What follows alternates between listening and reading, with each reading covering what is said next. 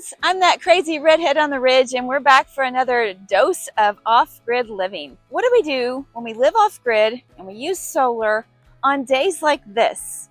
Can you see the sky? Welcome to Ridgehaven Homestead. From the mountains of Upper East Tennessee, we share snippets of our off-grid life, cabin build, and garden blessings. Pour yourself a cup of tea, sit back, and take a peek into our off-grid home and family. There's no hint of sunshine in the sky today, and we do depend on our solar panels to power our batteries, which give us power in the house. So on a day like this, it's just dark and kind of gloomy, and yeah, it's just one of those days where the leaves are dripping and we're just not getting any sun at all. Some days when we have cloudy, overcast skies, we at least get a little bit of sunshine and at least brightness, but we don't have any of that in the forecast today at all. It's just cloudy.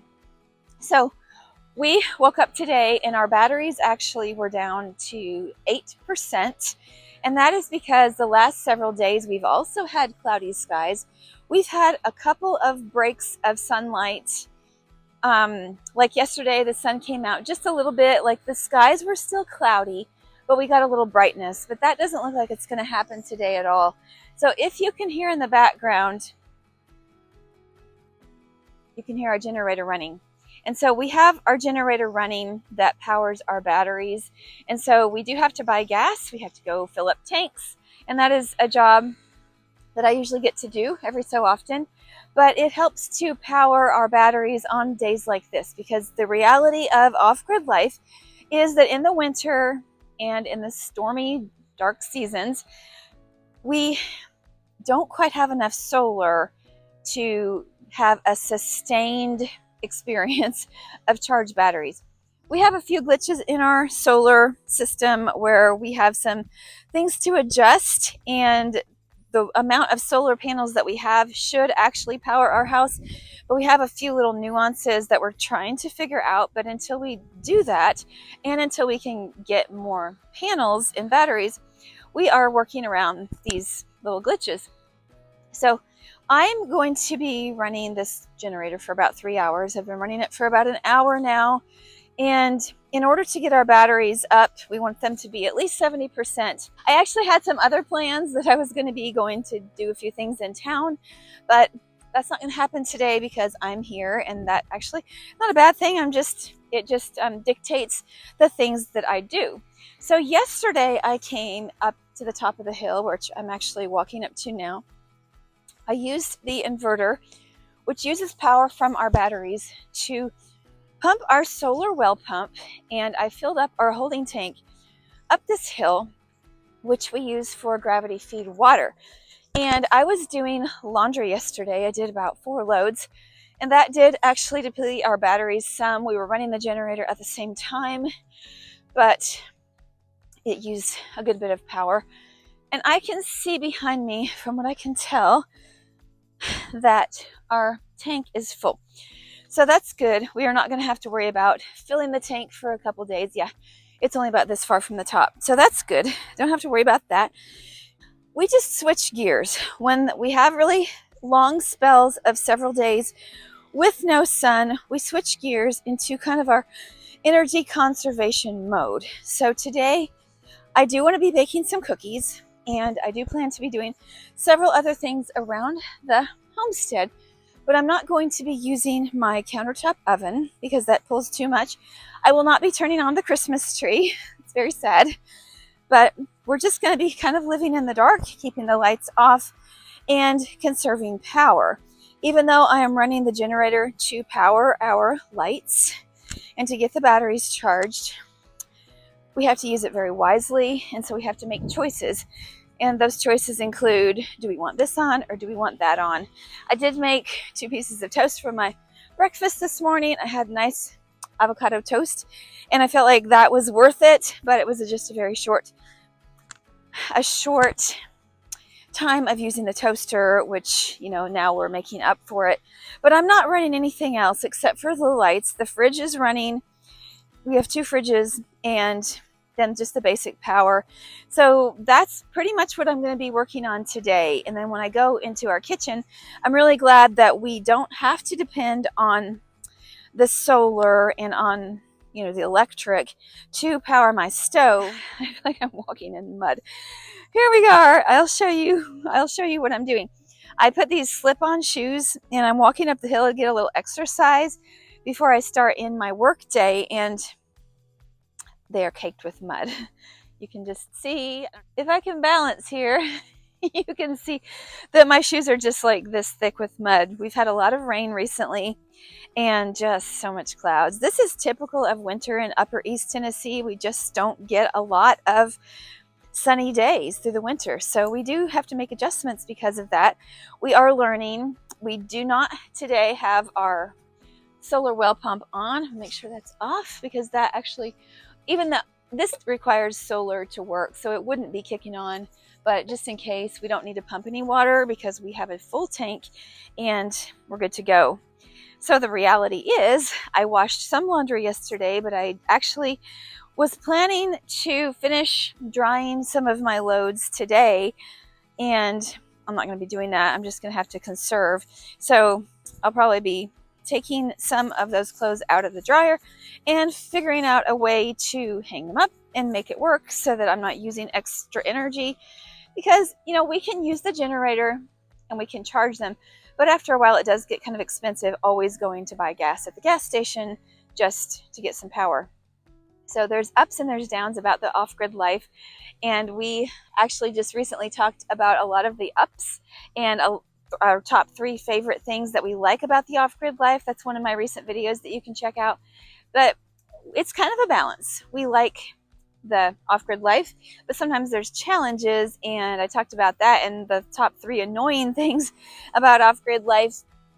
So I think overall we are glad that we are doing the off-grid life, but then on some days we're like, boy, it sure is a lot of work, and we have to do a lot of workarounds. So I'm going to go inside the cabin and just kind of walk through, and we'll just make sure that everything is operating as it should be so that we can be maximizing our energy and minimizing our energy consumption. We have been doing a lot of work down in here in our workshop, and unless you've seen some of our previous videos, you'll never have any idea of all the things we've accomplished, and I'm not ready to show you yet, but in the corner we have our solar batteries and they're being charged. You can hear that. And Adam is building in the foreground here. He's building a nice workbench, because actually when I say we've been doing work, it's been him. And in the background you can see all of our stuff that is still piled up, because he's getting this stuff done and settled, and then we will go through the whole process of getting everything in its place and organized. So I have taken a look at our washer and dryer situation. I do have a few things in the dryer that aren't quite done, and so I'm just going to grab those. And the things in the washer, wow. I think I might have to risk it and do one small load and keep the generator running a little bit more, because I just don't have a space to hang all these things up, and I want to have dry clothes, not not stinky wet clothes. And so it's just going to have to be one thing I'm going to have to make a compromise on. So it's run the generator for a little bit longer in order to accomplish the tasks that we want to accomplish. Okay, I gave my dryer just 20 minutes just to get the rest of the dampness off of those clothes that are in there. And I just have to be really careful that I'm babying those batteries, because I don't want them to get too tired. While we're in the kitchen, let me just mention a few things. So normally in the day, if I bake something, I have been all through the summer using this countertop oven, because that way that my big oven doesn't heat up the whole kitchen, because it really was. But recently we have lit the pilot in my old Wedgwood. This is like a 1949, 1950 Wedgwood stove. And so I'm using that now exclusively, and we don't mind the extra little bit of heat that it's generating. In the winter time and in the late fall like we are now, we can take the little bit of heat that the pilot produces. And so I love the range top with the propane. It's instant heat and I have full control over it. And then the ovens I can use, like I'll be using today, to bake some cookies. So I've mostly retired the countertop things, except for just like in a quick pinch, like using the toaster. And I'm making sure that I am turning off all my lights.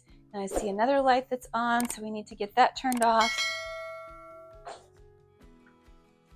We just want to make sure that we're using everything wisely. And even this small light over here in my dining room, I'm going to go ahead and turn off.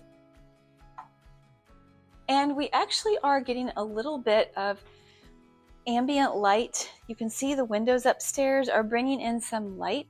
So I'm a little bit hopeful that we will have a little bit of sun shining.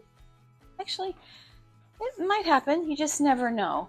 So looking out the sunroom window, actually, it's still really, really gray. And so I don't think we're going to get much on the solar panels. It just may brighten up so we don't need the lights that much, just like it happens in the daytime.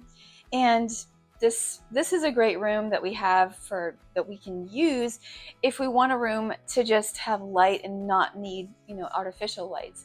So it's kind of like going back to the olden times where we just use what we have, use daylight, and when it gets dark, it's really not that bad. We don't like go to bed at dark, but we're trying on these really dark days to just be really aware and be frugal with our time and with our energy usage. I'm fairly certain that you don't have to think about all these things that we have to think about on a daily basis, but that is the reality of off-grid living. We have to always be calculating, do we have enough energy? Do we have enough power? Do we need to run the generator to boost our stores, or are we okay? And we really are happy when we have sunny days, especially a lot of them in a row. And we're happy for all the weather, but I really particularly like it when we have sunny days and we don't have to worry about it at all, because the sun actually charges up our batteries quite well. I've gone over the things that we have to think of and the steps that we have to take because we live off grid, and I'll just summarize those for you. We watch the weather, first of all. We check the batteries. We make sure that they are at a sufficient level for operating our household. Here's my Chucky boy. Yeah, there he is. Oh, there's Squirt. Does it look like the kitties are at all worried about whether we have power or not? Not even in the least. They're happy no matter what. That's what we strive to be as well. But sometimes for us, our plans are interrupted by not having the power that we need. So because of that reason, we try to plan ahead and pay attention. And sometimes the inevitable is that we just have to run the generator. So if we don't have enough power in our batteries, then we will run the generator. Today I'll run it for 3 or 4 hours to make sure that we have enough for the rest of the day and on into the next day. We will not be pumping water. We will not be cooking with high electricity things. We'll not be running our Christmas lights today, but we're just going to keep everything at a bare minimum, and then that will serve us well. And so we will have enough to do the basic tasks. I'm going to be working in the office on the computer today. I'm going to be doing things like editing this video. I'm going to be working in the kitchen. And so it's not going to stop us from working. It's just going to make us more aware of the things that we need to do and decide, are they needed, or can we put them off to another day when we are getting more energy and more sunlight? So I would love to know if you have any thoughts on this matter of energy consumption and solar energy. There are lots of questions that are generated. There are lots of questions that I have as time goes on that I have to ask my husband many times, and he will fill me in and just kind of let me know how things work. And so we've been learning. I will be honest that I've been learning a lot as we go, and sort of like the trial by fire. And so I have plenty of things to learn, and no question is a dumb question, because if you have it, it's probably a question that I've already asked before, and I would love to help answer your questions so that you have a better idea of what life looks like when you're off-grid. It's not all the same for everyone. Your off-grid experience will be different from ours, but this is how we choose to operate it, and it's working okay at the moment. This is not going to be how it is forever. We do plan to upgrade some of our solar components, but time and money do play in, and so we will do things to make it work until the time when we can afford to buy more. So until next time, I'm going to sign off. This is that crazy redhead on the ridge, and until next time when we talk, I hope that you stay well, stay safe, and may God bless you.